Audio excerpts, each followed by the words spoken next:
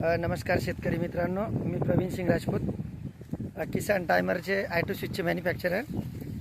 हे बघा मित्रांनो, आज थोडं शेताकडे आलेलो होतो. शेतामध्ये थोडी अद्रक वगैरे लावलेली आहे. तुम्हाला अद्रक मी शेती पण खूप चांगल्या पद्धतीने करत असतो. तुम्हाला शेतीचा माझा एक प्लॉट दाखवतो बघा अद्रकीचा. हे बघा मित्रांनो, हा जो प्लॉट आहे हा एक 7-8 जूनच्या लगभगचा प्लॉट आहे. याला खर्च पण असं काही जास्त केलेलं नाही आहे. लोकांच्या खूप अद्रकी लागल्या, सड वगैरे म्हणजे खूप प्रमाणात लागलेली जास्त पाण्यामुळे. माझी थोडी आहे, या ठिकाणी आहे बघा ही थोडीशी, आणि त्या ठिकाणी आहे. बाकी कुठेच सड वगैरे काहीच नाही आहे. अद्रक प्लॉट यावर्षी खर्चाच्या हिशोबाने खूप चांगला आहे मित्रांनो.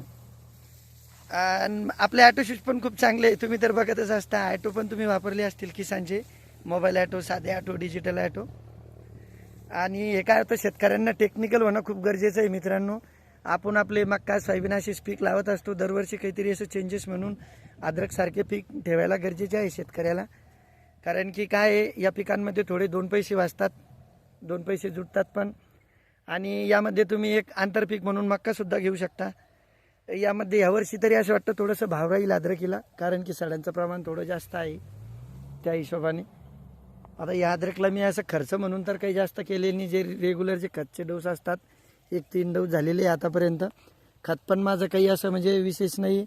थोडंफार पोटॅश, काही 18-18 वगैरे टाकलेलं आहे याला. हे बघा. आणि आपल्या कीटकनाशकच्या फवारण्या ज्या असतात त्या रेग्युलरच्या हिशोबाने केलेल्या आहे. अद्रकची वाढ जेमतेम एक 4.25-4.5 फुटापर्यंत झालेली आहे. ओके मित्रांनो, जय राणा, जय शिवराय.